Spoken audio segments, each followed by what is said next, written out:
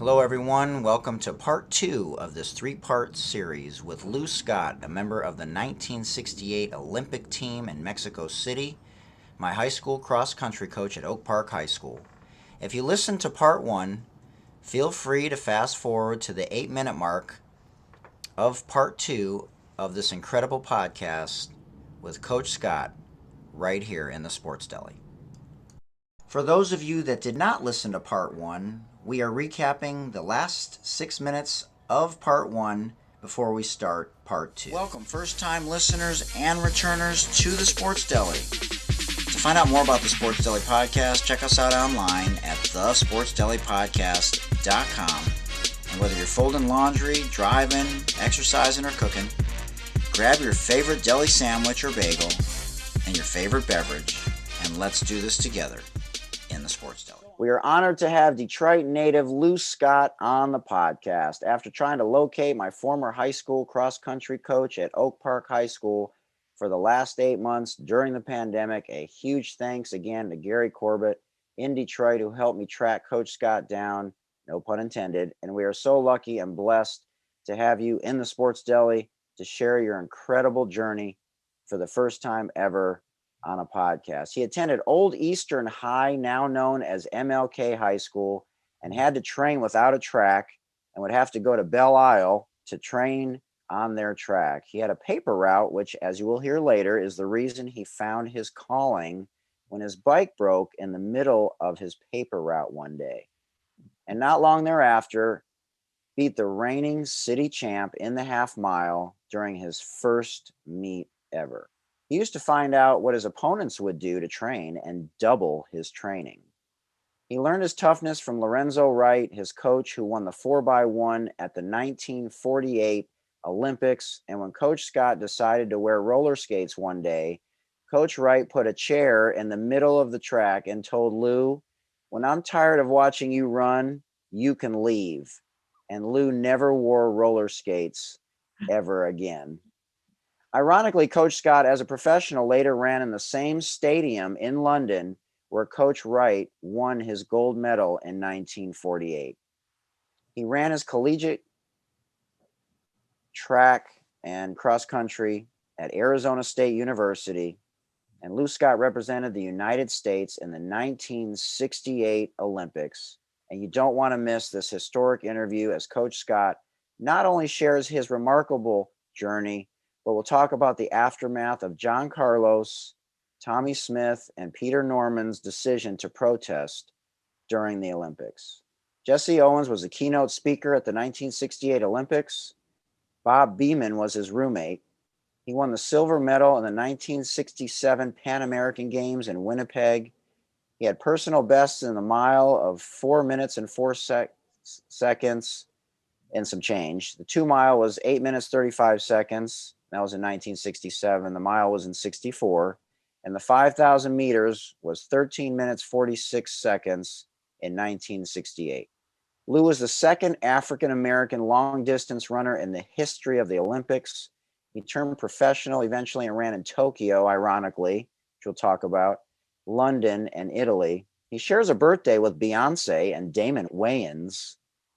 He taught and coached for nearly 40 years, as did his brother. Shout out and flowers to Benny, who set this up in Detroit. And he's a deacon. He loves to read, still runs with his training partners who are in their 80s and 90s. And you cannot find him anywhere online because he doesn't do social media. And that's why it took me 8 months to track him down. And again, Coach, this is your first ever podcast, and I can't tell you how extraordinarily honored we are to have you get in the Sports Deli karma and welcome. There he is. Stuff works, no, he's good. The deacon, Coach Scott in the house. That's fun up in here. He's gonna put on his Olympic jacket. I like that. I love it. Take your time. But yes, sir. Look at that Olympic jacket. This is the one I marched in the stadium, in 68. I will keep this jacket until I die. You earned that. Yes, sir. Yes, he did. Coach, wonderful to see you. It's wonderful to see you too, Mike. God bless you. But Arizona State, was remarkable to me. I was so at awe of what I saw. And back then, in the early 60s, they were building. When I graduated, they were still building Arizona State University. But being poor, they gave me some practice track shoes, a practice uniform with Arizona State on it. Wow.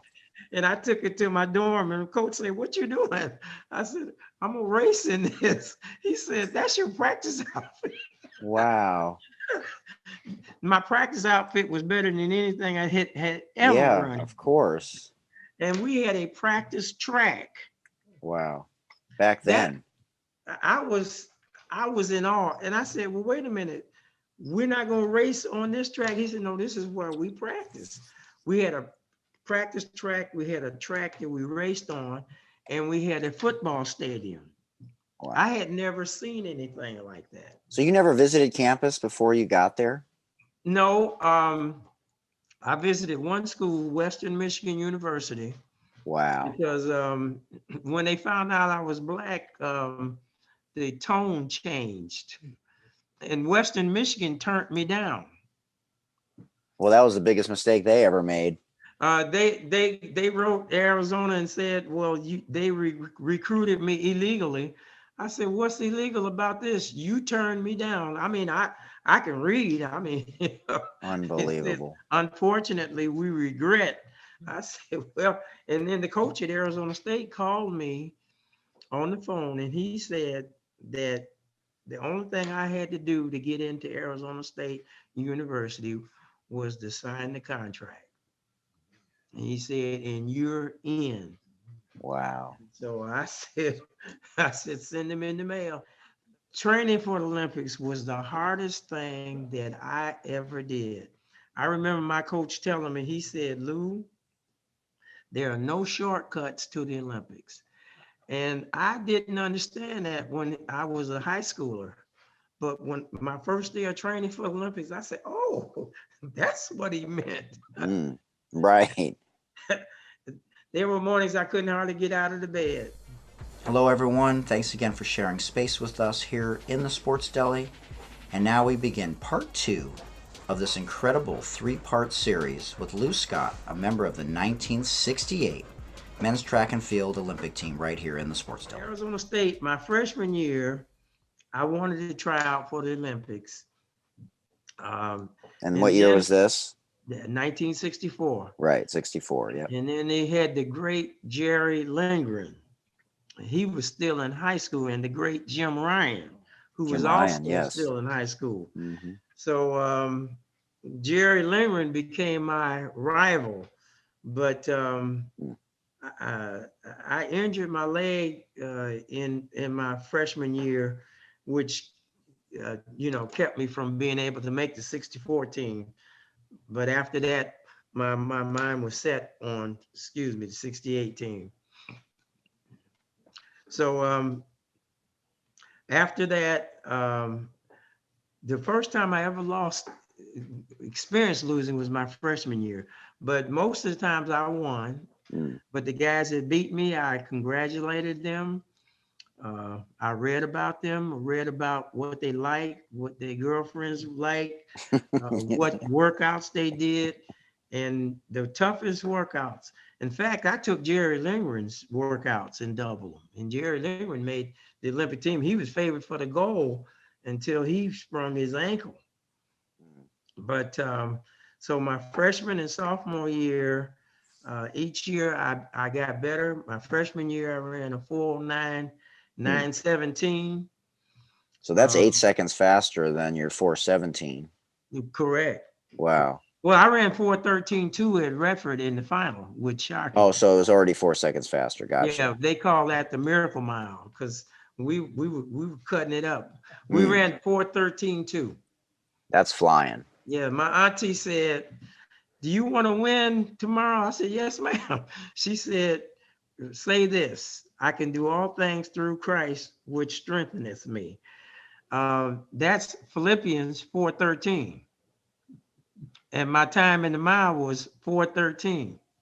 Unbelievable. In fact, I ran 4:13.2 twice. Wow.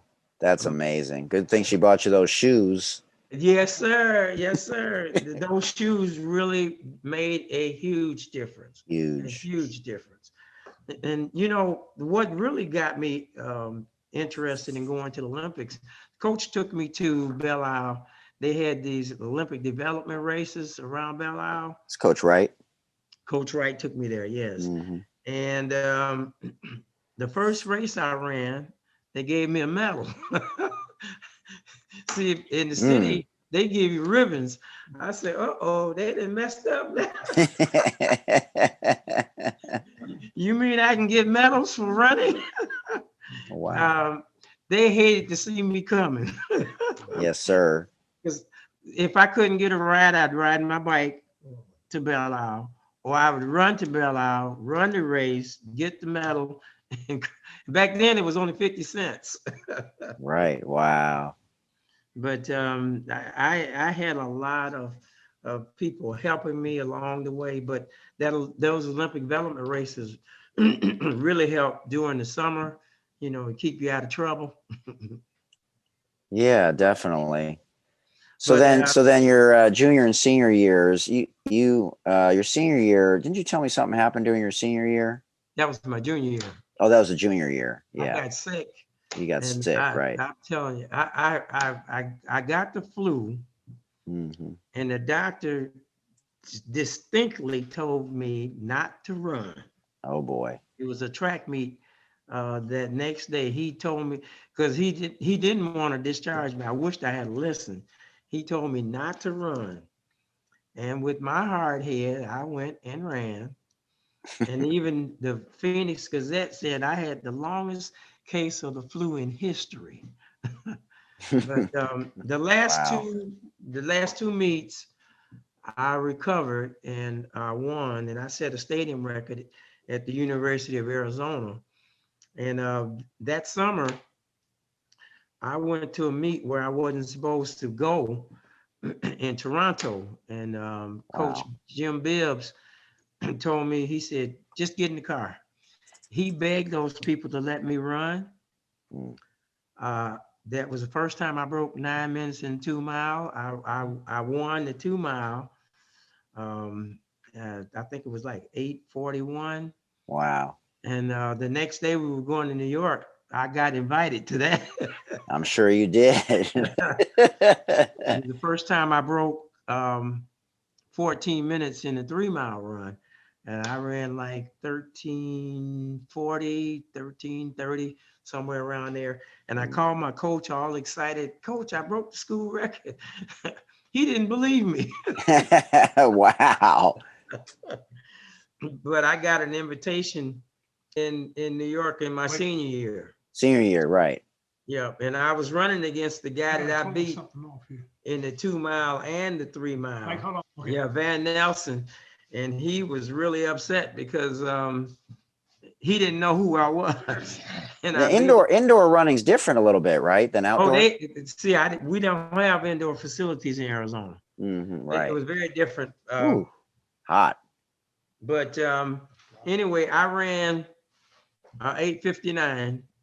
I think I came in fourth because, you know, with indoor running, for me, it's hard to determine where the quarter is, where the mile is, you know. And so it's a smaller track. Right. And so I'm just staying up front. Turns are different. But I ran a series of 8:59s. Wow. From there to, you know, when I got back to Arizona, I was undefeated in my senior year. In fact, the first track meet outdoors my senior year, I was running up against the great George Young, who won a bronze medal in 68 games in the steeplechase. Wow. But that was the following year. Anyway, I didn't think I could beat him, but I had run the mile on the anchor of the distance medley. And then when I got to the open 2 mile, George Young was there. I said, oh man, I'm not gonna be able to beat him. That's George Young. Wow.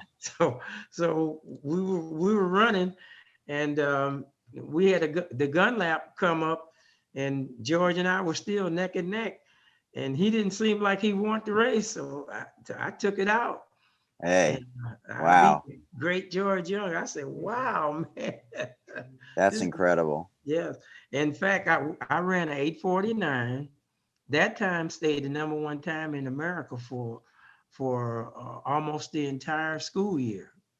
Wow. So eventually, I went to run in some invitational meets in the 2-mile run, and that's when I ran that 8:35.2. Mm-hmm. Right then, when I ran that 8:35, I knew I was in business, Mm. because you're in rare air then. I ran third in that event, but I'm the type of runner. I'm not going to run with the pack. I'll Right. take off. If you want it, come and get it. Yes, that's right. But I Well, don't that's how use. you trained us too. You Yeah, told us don't. the same kind of thing. Yeah, Yeah. right. You can't wait for that kick, because sometimes the kick is not there if you're too tired. But anyway, after I ran So at 8:35, the coach, I signed up for the National AAU Championships to run against, again, the great Jerry Lindgren. Um, I thought I had him. I was out front. I mean, I was killing it. But on the gun lap, Jerry jumped me. Instead of me going with him, I reacted. And when I reacted, he won by 1 step. And I ran oh, but I made All-American. I ran 13:12. wow, that's flying. And that put me on the Pan American team and 2 United States track teams. And so Incredible. eventually I went on to the Pan American Games. To me, was my greatest race because I was able to get on the podium. Yes. I got second place to Van Nelson, the guy I beat in '66, and he beat Wow. me in the indoor meet. But Van Nelson tried out for the 10,000 meters. He didn't want to have nothing to do with that 5,000. So that was in '67 in Winnipeg, right? Right. But Yeah. in '67, he beat me. We got first and second. Wow. And Juan Martinez of Mexico got third. And I beat him by the hair of my chinny chin chin. Oh man, that's incredible. What happened was somehow I miscounted laps. I thought I Wow. had 4 laps to go. Yeah, it happens. I thought I had 4 laps to go, but I had 5. Wow. And so when he didn't put the gun up, I said, "Uh-oh, I'm in trouble." Ooh. I Wow. I got extra lap to run. But I dug down deep, and so the guy from Mexico, Juan Martinez, he stuck to me like glue. And I said, well, I know he's gonna wait for it to get around to the straightaway. So what I'm gonna do is when I get in the middle of the last turn, I'm gonna take off. And I took off, and I think I beat him by 1 step for the silver medal. But that was, to me, one of my greatest races of all times. Oh, Sports incredible. Deli is sponsored by Sport RX, the leader in sport prescription eyewear. You can find them online at sportrx.com. And don't forget to enter the code DELI10 at checkout for your special 10% discount. And now back to this incredible interview right here in the Sports Deli. So after student teaching, which was sure, then I got a job in Phoenix to teach 2nd grade. And I began training for the Olympics. Mm.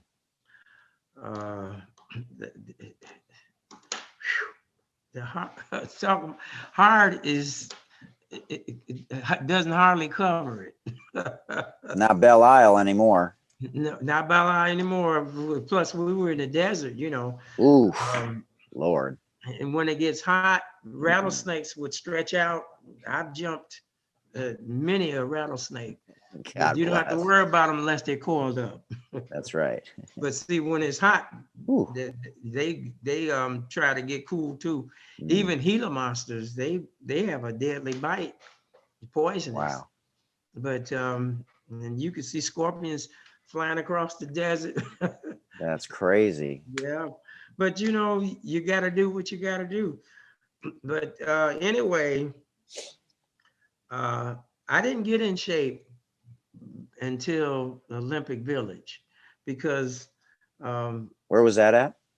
uh, Lake Tahoe, Lake Tahoe. Okay. South Lake Tahoe. Mm-hmm. What happened was, and this is the kicker, we had to go to Los Angeles to run in the National AAU Championships. The top 10 individuals in each event go to South Lake Tahoe to train for the Olympic finals. Now, what happened was I had to go to San Jose. I mean, first of all, I left Arizona in a old car, 10-year-old car, Buick, with no money, a wife and a small child. Not the wife that I'm married to now, but I was determined. Wow. John Carlos, Tommy Smith, and Lee Evans, all of them won gold except Carlos. They found me a job and a place to stay in San Jose. Wow. Or otherwise I would have been out.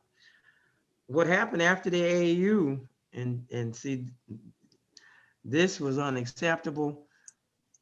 The white guys were allowed to go up immediately to the South Lake Tahoe and be paid for. We weren't. Because when I got there, you know, because I got a lot of white friends. I said, well, when did you get here? He said, I've been here. Wow. I said, man, I said, what? I said, when did you get? But, you know, I'm like this. If it's something I can do, I'll do it. If it's nothing I can do, I'm going to leave it alone. But that could have been catastrophic because I was homeless. When I left Arizona, I was homeless. I didn't have a job. I signed up to teach school in San Jose, California.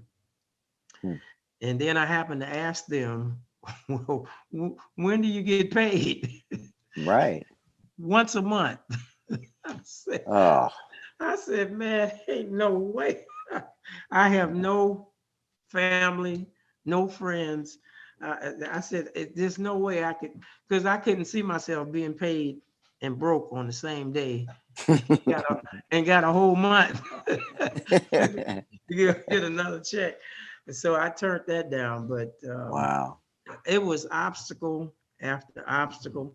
My car broke down. Wow. Fortunately, I had a Shell's card. And see, my dad is a senior and I'm a junior. I would charge it and they would send it to my dad and my dad would pay it. He didn't know where that was coming from, but I thank God for him for doing that. But I mean, it was obstacle after obstacle. And once we got to Olympic Village, I began to get in shape. And I mean, I got in top shape. So were you running with Lee, Tommy, and John? Were you guys all? We were all there, but sprinters never train with distance runners. Right. Okay. And distance runners never train with sprinters. It'd be fruitless. But why did they help you though initially? Because obviously, you know, you're different, you know, events and stuff like that. Same team, obviously. I wish I could tell you. I'm gonna tell you this, and this is a true story. When I was running in the trials for the Pan American Games, Ralph Boston was a world record holder in the long jump at that time. He stood in the rain and held my sweats. Wow. And that's the same thing I said. I said, Ralph, you don't have to do that. He said, I know, I want to do it. But for some reason, because I was the only Black that had a shot at making the team, they adopted me. Wow. They adopted me. And whatever I needed, I could go to guys that, that were guaranteed to be on the team. And they said, that's all right, Lou, we got you. In fact, in the final, they stationed themselves all around the track and gave me, told me the progress of Jerry, how far he was behind me. Wow. And because I was really favored to be number one. The only thing I couldn't plan on was the wind. That day, the wind was 32 miles an hour. With a little guy like me, 32 miles an hour would blow me off the track. Unbelievable. Wow. And so Bob Day and Jack Batchelor, they took off, but they were tall runners. Tall runners don't have the trouble with wind like short guys like me and Jerry. So I gambled. I said, well, I'm going to go with them. I'm going to hold it as long as I can. So I took off behind them. And the guys were around. They were giving me reports on where Jerry was. The last half mile, my eyes were bulging. We're 7,500 feet above sea level. Yeah, so right. I could barely breathe. And what you're not supposed to do at the end of a distance race is sprint. But it was either sprint or not make the team. Wow. And Jerry was closing on me. They kept saying, Lou, he's 50 yards behind you. Lou, he's 40 yards behind you. Wow. But keep it up. You're doing. They were giving me all kinds of reports. Oh. And so I said a silent prayer. I said, Lord God, Lord, if you get me around to that last 100, I'll take it from there. So Jerry caught me on that last turn. Mm-mm. I looked up and said, bye. That's it. That's a wrap. I took off. And when I hit the finish line, I went straight down. Wow. I mean, I went down like somebody shot me. Wow. I was in serious trouble. It took me 4 hours to recover. Wow. They took the oxygen mask and put it on my face. It made me regurgitate. Ooh. So I took the oxygen mask off. So I usually, when you bend over and put your hands on your knees. Yeah. That opens your lungs up. That didn't work. I laid down. That didn't work. Ooh. I sat up. That didn't work. But I could breathe. But you know how when you in oxygen debt, right? You feel you're not breathing enough. To survive.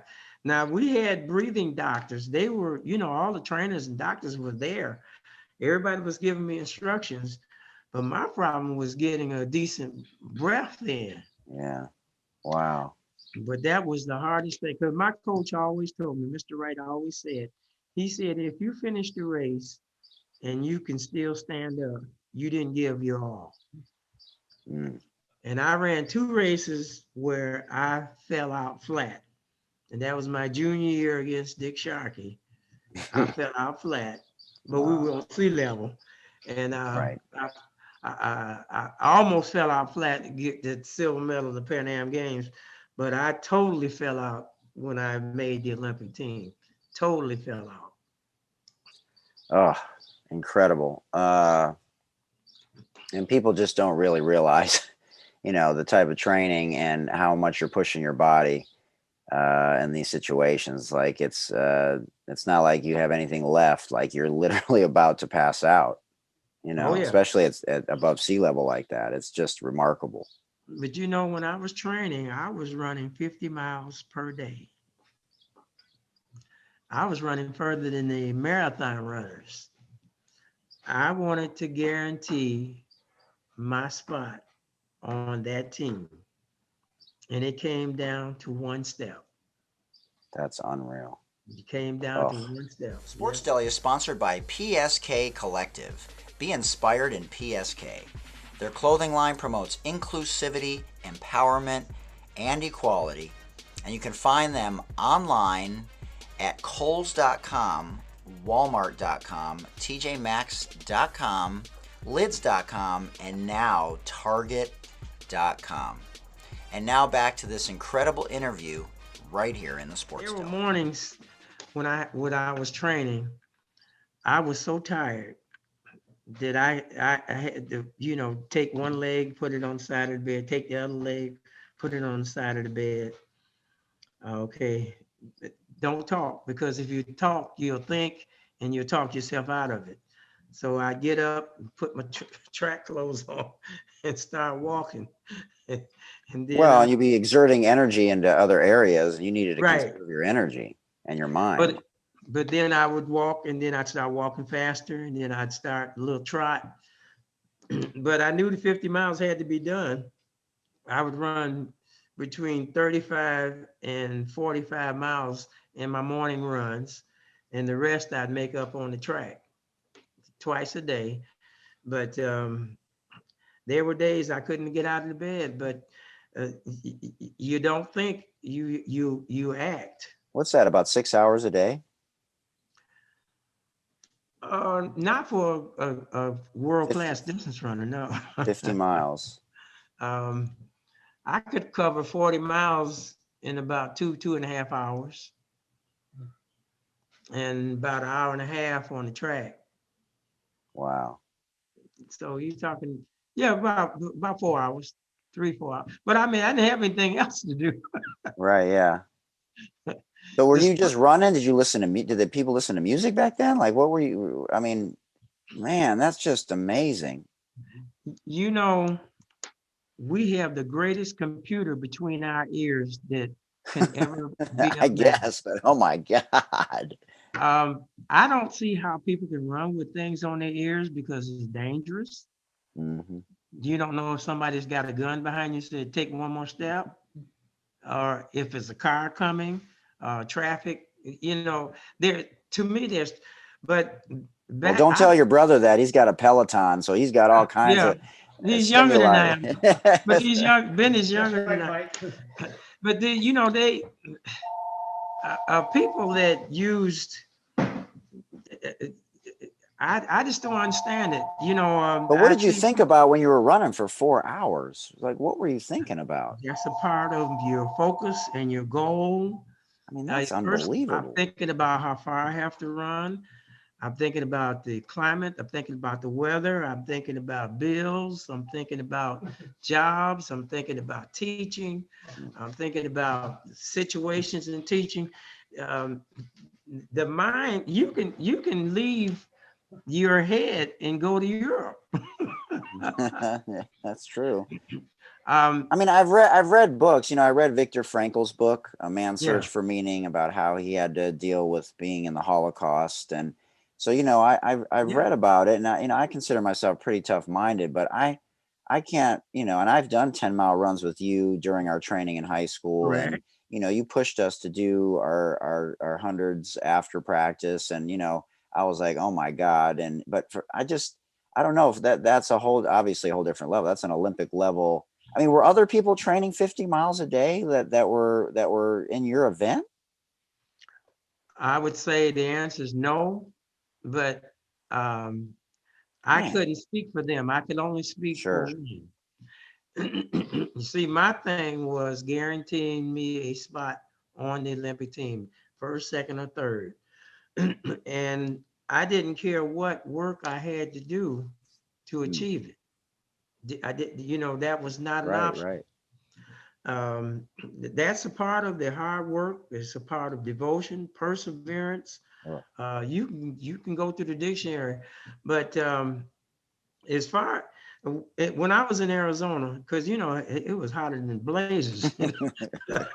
We used to train at night starting in March. Right. Because it was so hot.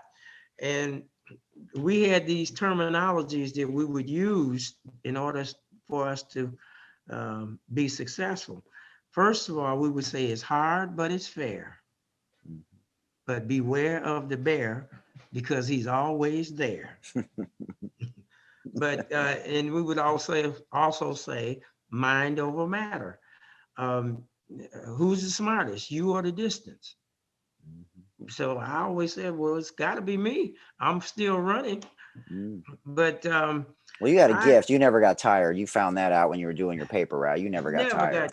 In fact, when I was in high school, my coaches used to say, Lou, go somewhere and sit down. But I just had energy to burn. Because when you become a world-class athlete, there are pain levels. And if you can't drop below those pain levels, you can't be world class. And I never felt it. I never felt it.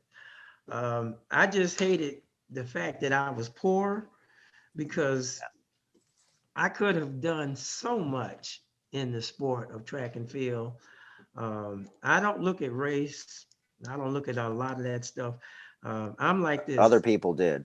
They did, but I didn't, because that's not part of my focus. I don't use excuses, and I don't accept excuses. So I never made excuses about anything I did. I just hated that I was poor, because a lot of the guys on the Olympic team, their families had money. And so when you have money, you have options. Yep. The only option I had was to make the team and try to get me a job teaching school so I could support my family. So I was running the hurdle after hurdle, but I was not going to let anything interfere with making that Olympic team. I hope you enjoyed part 2 of this 3-part series with Lou Scott, my high school cross-country coach at Oak Park High School and a member of the 1968 men's track and field team in Mexico City that included teammates John Carlos and Tommy Smith. And you don't want to miss part 3, where Coach Scott talks about his training for the Olympics and the aftermath of John Carlos and Tommy Smith's protest at the 1968 Olympics, as well as his answers to the very famous rapid-fire this or that segment of the podcast. Sports Deli is sponsored by City Lokes, CITYLOCS. You can find them online at citylokes.com, where you can go and make your own personalized license plate hats. They're so cool. You got to check them out. And don't forget to enter the code TheSportsDeli at checkout for your special 10% discount. And now back to this incredible interview right here in the Sports Deli. The Sports Deli is sponsored by Moolah Kicks. Moolah is MOOLAH, like money, moolah, and kicks like shoes, one word. You can find them online at moolahkicks.com. And it's the first ever female-only brand basketball shoe. So it's a shout out to the basketball street culture, and it is also about fighting social injustice and gender inequality worldwide and here in the United States. And again, you can find them at moolahkicks.com. And now back to this incredible interview right here in the Sports Deli. You can always send us an email to thesportsdeli@gmail.com. Remember, Black Lives Matter. Please mask up if you haven't had your vaccine yet. Stop Asian hate, and remember, it takes a village. For Dr. J and Coach K, I'm Hootie Hoot. Until next time, peace.